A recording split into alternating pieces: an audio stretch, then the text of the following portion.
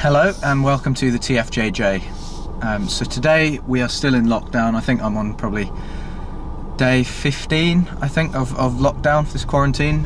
We're only allowed out for essentials, whether it be shopping or fuel, etc.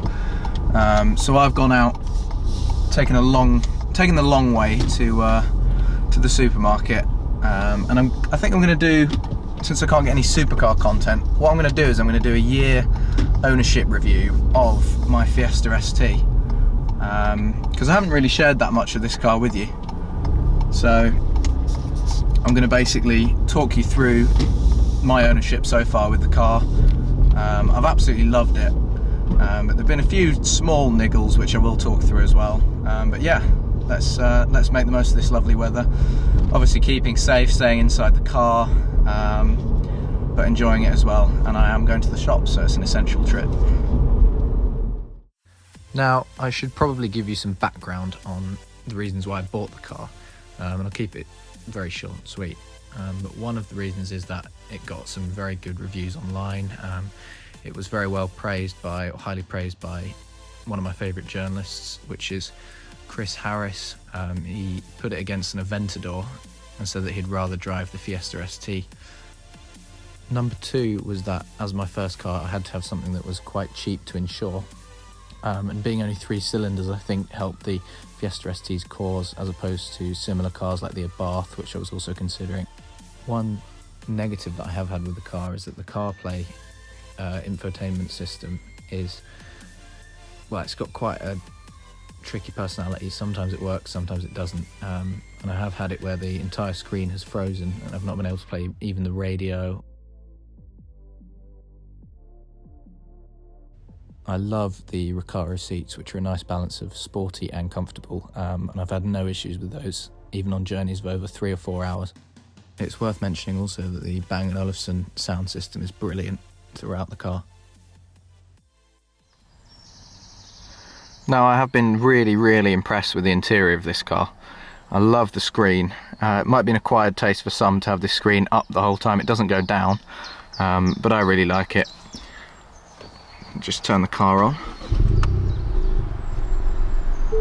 Nice little burble. I have done 15,000 miles now in a year, which is quite a lot, to be fair, but it's been really good. I love this ST screen that comes on, really sort of informs you it's a performance car. We've got Apple CarPlay, which I'm a big fan of. You can obviously have Waze, you can have Spotify, etc. This interface is really nice. You can also cycle through different graphics here. So if I switch it from performance, you can then go to driver assist, you can have phone, everything on there. Nice little picture of the car as well. Trip computer. What miles per gallon are we getting? 37.1 mpg, not too bad considering how I've been driving. I've just filled it up fully, so we get 408 miles till I need to fill up the car again, which is pretty strong. So I've been using it a lot for motorway journeys, and it's been really good on fuel, so I'm happy with that. It's 3 cylinders only, this car, 1.5 litre, which I was initially a little bit skeptical about, but I think it sounds pretty good. I'll give you a little demonstration of how it sounds in a minute, but you've got all sorts of goodies here as well. You've got heated seats, both sides. Got your little temperature control gauge up here. I normally leave it about 21. You've got demist, rear and front and max, and obviously nice little manual gearbox, which is nice. Now, one really tiny criticism I do have is these wing mirrors. They're electric, which is nice, but they do take a while to come out.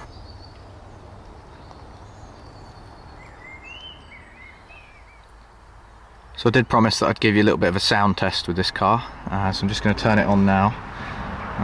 I'll put it in normal mode to start with. It does make a little difference in terms of sound when you change to sport. So there you go, that's normal at the moment.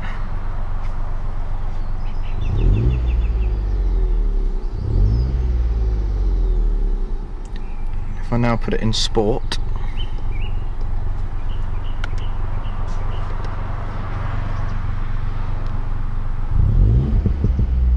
you can hear those pops coming out, which is quite nice. It's very entertaining when you're on a nice country road. So I rate that. Sounds pretty good for a 3-cylinder. I hope you agree.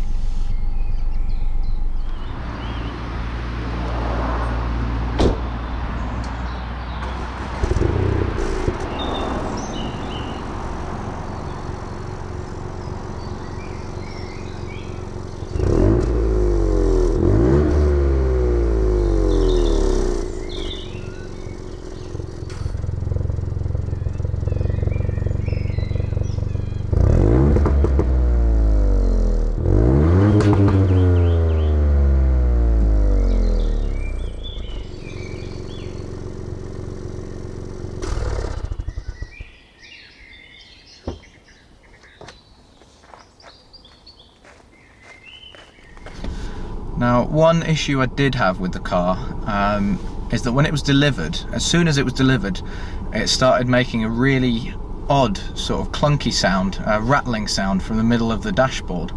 And I couldn't for the life of me work out what it was, and this had really annoyed me over 2 weeks. And it seemed to get louder and louder. So eventually I took it back. Ford were very welcoming and said they'd have it done within the day if I dropped it off. Which was nice of them, and it turned out there were some leftover bits of trim stuck inside the, not inside the glove compartment, inside the actual dashboard itself, or binnacle, whatever the word is. But yeah, that was a bit weird, a bit sloppy from Ford. But you know, it didn't bother me ultimately, and it got fixed in a day, and it's really has been good as gold since then. So one option I really like on this car, I think it just comes standard. This is an ST2 though, so it might only be with this model, and the ST3 above. But I really like the cruise control. It's so good. It's so easy to use. You just press this button to set the speed, and then up and down on this one to control that, and it makes long journeys. I do quite a few motorway journeys up north, and it absolutely makes it so much easier. The only option I went for in this car was the performance blue exterior paint, which costs a little bit, but I really like it, and it makes it. I think it's the same colour that you get on the new Ford GT. I could be wrong, but I think it's the same colour, the performance blue. So I think that's quite cool as well. Hopefully one day I'll get this car alongside the new Ford GT. But yeah, I really like the colour, and obviously the seat belts match. The seat surrounds match, the stitching matches.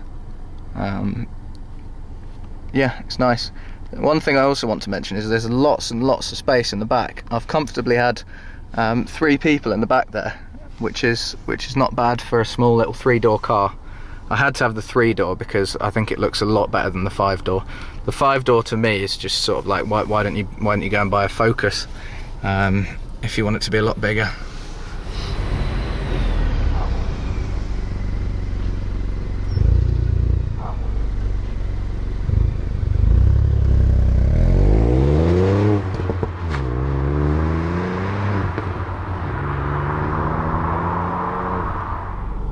So I think those are the major ins and outs of owning this car.